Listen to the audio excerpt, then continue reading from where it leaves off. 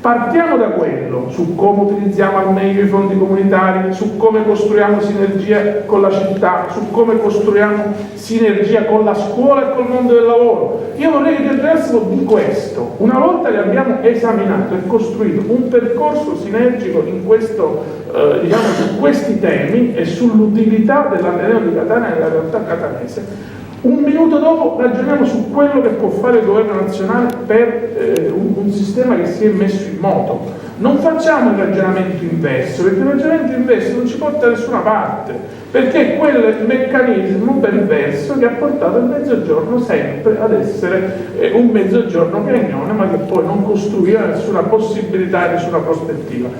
Quando avremo fatto questa premessa, se mancherà per il governo nazionale o per le istituzioni in genere, per il governo regionale o altro, poi chiederemo il conto.